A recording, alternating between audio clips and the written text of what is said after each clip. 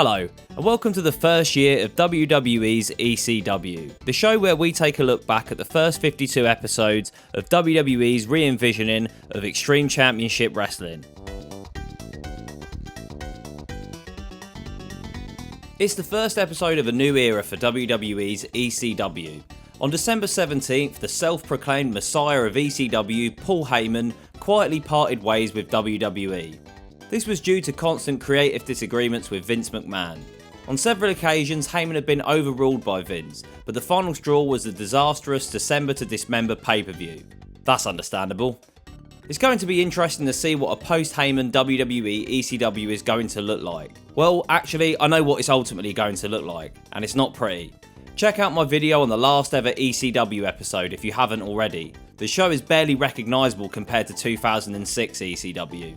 But how quickly will things go downhill? Who knows? Stay tuned to the channel and find out. We're in Hampton, Virginia tonight for what's technically the last episode of 2006.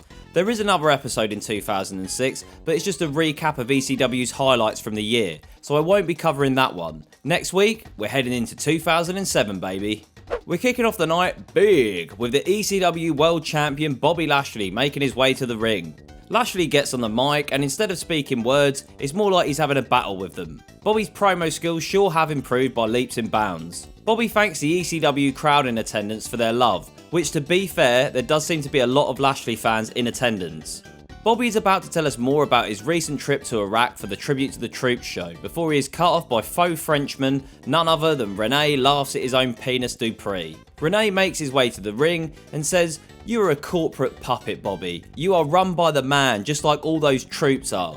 In my honest opinion, the Tribute to the Troops, they needed it because they're getting their asses kicked in the Middle East. Tonight, I'm your challenger for that title, and you're going to end up like the Troops, beat by the most extreme athlete in ECW history."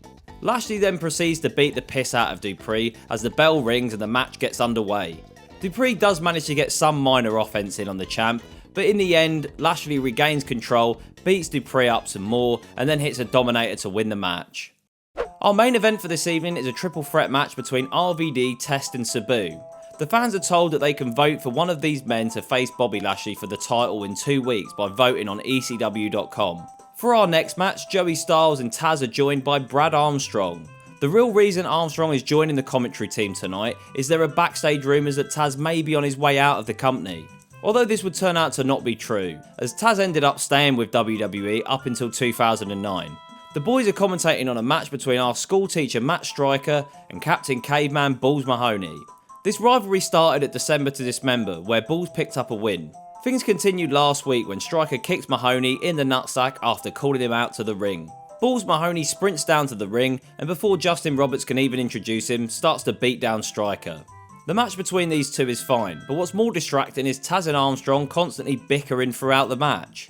I don't know if these two had actual beef or they were told to just act like they hate each other, but either way it's really annoying when you're trying to concentrate on the action. In the end, Balls goes to hit a move from the top rope, but Striker avoids it and then hits his finisher, the Golden Rule, to pick up the win.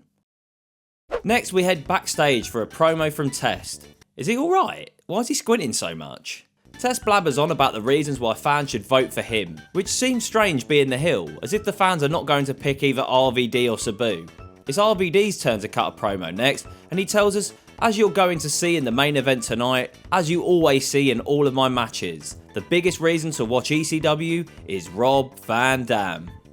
Hardcore Holly is in the ring next, and says that he wants to address a really ugly rumour that he tapped out to CM Punk last week. Holly says that CM Punk needs to send the referee a Christmas card because he had to step in to save your life. "Punk, if you seem to think you can make me tap, I'm calling you out right now." Phil then makes his way down to the ring. Before the match starts, Holly says to Punk that he only has 3 minutes to make him tap. "I got you for 3 minutes! 3 minutes of play time!" Immediately as the match starts, Punk tries to lock Holly in the Anaconda Vice several times, but each attempt Holly manages to escape. Eventually Punk runs out of time, just as he finally locks in the Anaconda Vice. Whilst Punk is distracted by the fact that he's run out of time, Holly then proceeds to beat him down and hit an Alabama Slammer. Backstage, punk rock poser Shannon Moore is on the phone when he bumps into Daivari. Daivari, being the unreasonable heel that he is, proceeds to get very angry about this, despite Moore apologising. Daivari says, "I'm now going to have to teach you a lesson out there in that ring." After the commercial break, Shannon Moore is in the ring ready for his first match on the brand in a long time. Daivari makes his way down to the ring with a great Khali, doing his usual, shouting over the microphone at the crowd in a foreign language. Just before the match starts, Daivari exits the ring and the great Khali enters. Shannon Moore might have just shit his pants. Khali batters Moore around the ring for a bit before hitting his signature chokeslam. On the outside, Tommy Dreamer attacks Daivari with a chair shot to the head. Tommy then goes to hit Khali with the chair, but Khali punches the chair into Dreamer's face. For the third week in a row, Dreamer gets chokeslammed by Khali. After the commercial break, Dreamer is taken away on a stretcher with a neck brace. We get a replay of what happened 2 weeks ago when jealous boyfriend Mike Knox dumped his girlfriend Kelly. Knox threw a bouquet of roses in Kelly's face and then hit her with his finisher. We then cut to Mike Knox backstage, who says, "It seems like the only thing that people talk about now is the horrible thing I did a couple of weeks ago. But you people shouldn't feel bad for Kelly. I was the victim. Kelly made me look stupid. She never hid her feelings for CM Punk, so 2 weeks ago, I stopped hiding my true feelings. Kelly, if you're listening, what happened hurt me a lot worse than it hurt you."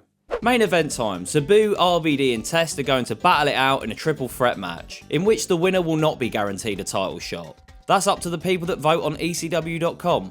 Taz says at one point in the match, "All three of these men are trying to influence your vote in this match."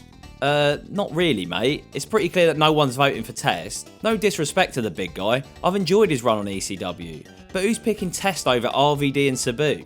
I thought this match was entertaining enough, but I heard a few boos around the crowd at several points, and even a quiet TNA chant broke out. Van Dam hits a 5-star frog splash on Sabu, but before Van Dam can get the cover, Test chucks him out of the ring and pins Sabu to pick up the win. Taz enters the ring and announces the winner of the ECW.com poll. It's everybody's favourite RVD, who will be facing Bobby Lashley for the title in 2 weeks. Whilst RVD is celebrating, Test nails him with a big boot and then leaves the arena. Eventually, RVD gets back on his feet and celebrates some more. That was a really weird main event and a strange way to decide Lashley's next challenger for the title. As for the rest of the episode, I didn't find it that entertaining. Nothing really gripped me, it's just the same old shit week in, week out. I'm going to give episode 28 2 stars out of 5. Thanks again for watching, and I'll see you in the next one.